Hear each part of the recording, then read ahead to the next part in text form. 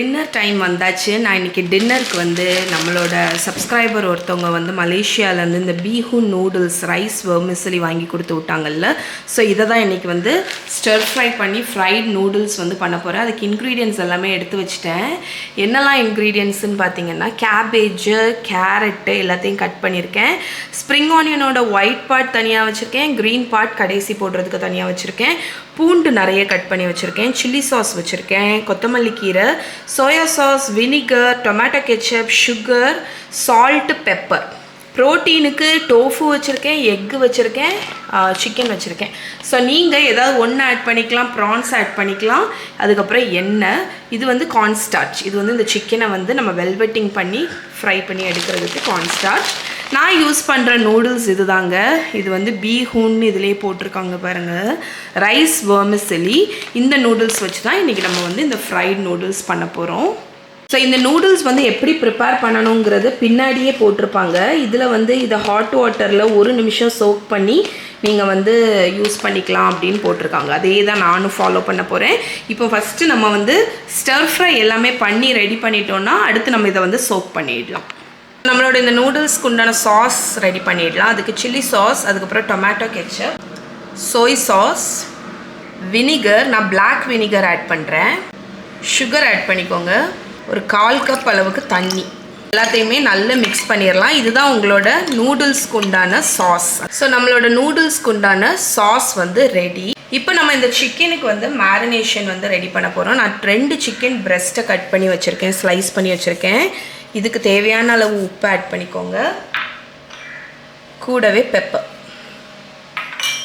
இப்போ நான் வந்து வெல்வெட்டிங் அப்படிங்கிற ஒரு டெக்னிக் பண்ணுறேன். ஏன்னா வந்து இந்த சிக்கனை ஃப்ரை பண்ணும்போது நல்லா ஜூஸியாக இருக்கும். அதுக்கு 1 டேபிள் ஸ்பூன் கார்ன்ஸ்டார்ச் ஆட் பண்ணிக்கோங்க.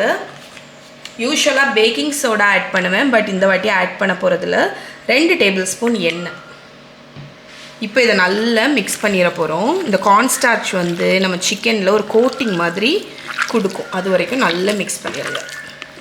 ஸோ நம்மளோட சிக்கன் வந்து நல்லா மிக்ஸ் பண்ணியாச்சுங்க. இந்த சிக்கனுக்கு பதில் நீங்கள் வந்து ப்ரான் கூட யூஸ் பண்ணிக்கலாம். இப்போ இதையும் ஓரத்தில் எடுத்து வச்சிடலாம். ஓகே, ஸோ நான் வந்து ஒரு பெரிய சைஸ் பேன் எடுத்திருக்கேங்க. இதில் தான் நான் அந்த ஃப்ரைட் நூடுல்ஸ் பண்ண போகிறேன். ஸோ ஃபஸ்ட்டு நம்ம வந்து சிக்கனை வந்து சாட்டே பண்ணி எடுக்க போகிறோம். அதுக்கு வந்து ஒரு 1 டேபிள் ஸ்பூன் அளவுக்கு ஆயில் வந்து ஹீட் பண்ணிக்கோங்க. ஆயில் நல்லா ஹீட் ஆகட்டும், ஹாட் ஆகட்டும். ஸோ ஆயில் வந்து நல்லா ஹாட் ஆகிடுச்சு. இப்போ நம்ம இதில் கலந்து வச்சுருக்கிற இந்த சிக்கன் ஆட் பண்ணிடுறோம். ஹை ஃப்ளேமில் 2 to 3 மினிட்ஸ் இதை நான் வந்து ஸ்டர் ஃப்ரை பண்ணி எடுக்க போகிறேன். இப்போ ஒரு 1 மினிட் ஆகிருக்கும். இதை லைட்டாக மிக்ஸ் பண்ணி விடுவோம். ஹை ஃப்ளேமில் குக் பண்ணும்போது ரொம்ப வேகமாக நம்மளோட சிக்கன் வந்து குக் ஆகிடும்.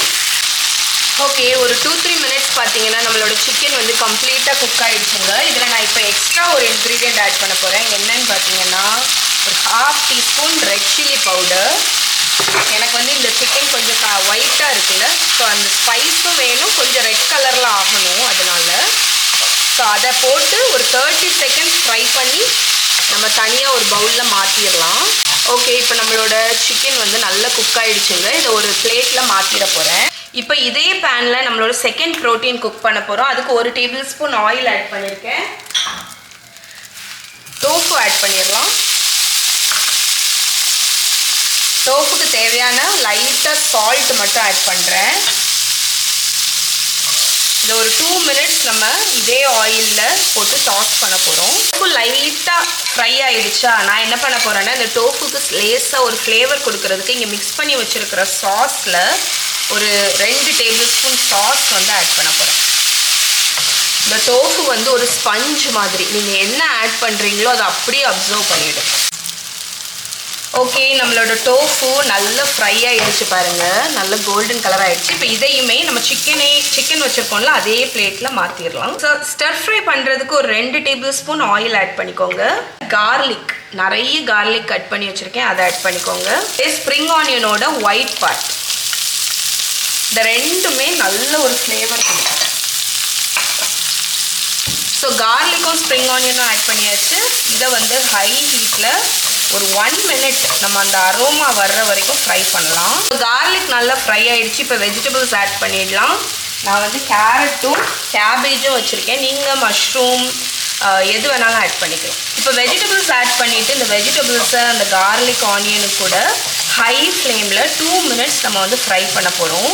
கொஞ்சமாக சால்ட் மட்டும் போட்டு பீட் பண்ணிடலாம். ஏன்னா இந்த எக்கையுமே நம்ம இதிலேயே போட்டு ஸ்க்ராம்பிள் பண்ண போகிறோம். இந்த வெஜிடபிள்ஸ் எல்லாத்தையும் லேசாக ஓரத்தில் தள்ளிட்டு வந்து இவ்வளோ பெரிய பேன் உங்ககிட்ட இல்லை அப்படின்னா நீங்கள் தனியாக எக்கை ஸ்க்ராம்பிள் பண்ணி கூட எடுத்துக்கலாம். ஸோ இதில் ஒரு டீஸ்பூன் ஆயில் ஆட் பண்ணி நம்ம இங்கே பீட் பண்ணி வச்சுருக்கிற இந்த எக்கை ஆட் பண்ணிடுங்க. நான் எக்கை இதிலேயே ஸ்க்ராம்பிள் பண்ண போகிறேன். ஊற்றிட்டு ஒரு நிமிஷம் அப்படியே இருக்கட்டும். 1 மினிட் கழித்து இந்த எக்கை வந்து ஸ்க்ராம்பிள் பண்ண ஆரம்பிங்க. அப்போது கொஞ்சம் பெரிய பெரிய சங்க்ஸ் ஆட்டும் உங்களுக்கு கிடைக்கும்.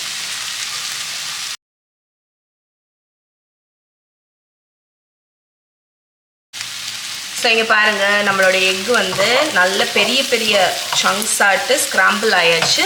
இப்போ இதை வந்து டோட்டலாக நம்ம வெஜிடபிள்ஸ் கூட டாஸ் பண்ணிடலாம். இப்போ நம்மளோட வெஜிடபிள்ஸ் ஆல்மோஸ்ட் ரெடிங்க. இப்போ நம்ம வந்து நூடுல்ஸை வந்து சோக் பண்ணிடலாம். ஏன்னா நூடுல்ஸ் வந்து 1 மினிட் தான் சோக்காக போட்டிருக்காங்க. ஸோ நம்மளோட ரைஸ் வெர்மிசெலி நான் இந்த பவுலில் எடுத்திருக்கேன். இதுக்கு மேலே கொதிக்க கெட்டிலில் தண்ணி வச்சுருக்கேன். அதை ஊற்றிடலாம். ஓகே, நம்மளோட நூடுல்ஸ் மேலே தண்ணி ஊற்றியாச்சு, ஹாட் வாட்டர் ஊற்றியாச்சு. இது ஒரு நிமிஷம் கழிச்சு நான் இதை வடிகட்டிட போகிறேன். பாருங்கள், நான் நம்மளோட ரைஸ் வெர்மிசெலியை வடிகட்டிட்டேன். வடிகட்டி இந்த மாதிரி லேசாக உதுத்து விட்டுருக்கேன். இந்த ரைஸ் வெர்மிசெலியை ஆட் பண்ணிடலாம். நம்மளோட ரைஸ் வெர்மிசெலி ஆட் பண்ணியாச்சுங்க. இப்போ நம்ம இங்கே கலந்து வச்சுருக்கோம்ல இந்த சாஸ், இதில் கொஞ்சம் கொஞ்சமாக ஆட் பண்ணி நம்ம மிக்ஸ் பண்ண போகிறோம். ஃபுல்லாக ஆட் பண்ணிடாதீங்க. ஸோ நான் வந்து ஒரு கரண்டி ஒரு டாங்ஸ் இதை வச்சு மெல்ல இந்த மாதிரி டாஸ் பண்ணி விட போகிறேன்.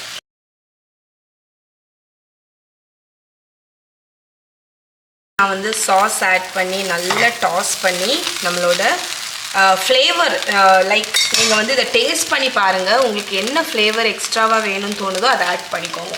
இப்போ நம்ம ஃபைனல் ஸ்டேஜில் இருக்கோம். இப்போ நம்ம இதை வந்து ஆல்ரெடி குக் பண்ணி வச்சுருக்கிற ப்ரோட்டீன் ஆட் பண்ணிடலாம். ஸ்ப்ரிங் ஆனியனோட க்ரீன், கொத்தமல்லி கீரை டாஸ் கொடுத்துட்டிங்கன்னா உங்களோட பீஹூன் vermicelli ready.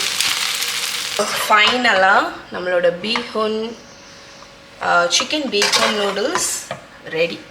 Malaysian fried noodles ready. இது ஆக்சுவலி நான் கொஞ்சம் சிங்கப்பூரியன் ஸ்டைல் மாதிரி பண்ணியிருக்கேன். ஆனால் எவ்வளோ ஃப்ளஃபியாக இருக்குது பார்த்தீங்களா? நல்லா ட்ரை பண்ணி சூப்பராக இருக்குது. இதை கண்டிப்பாக ட்ரை பண்ணி பாருங்கள்.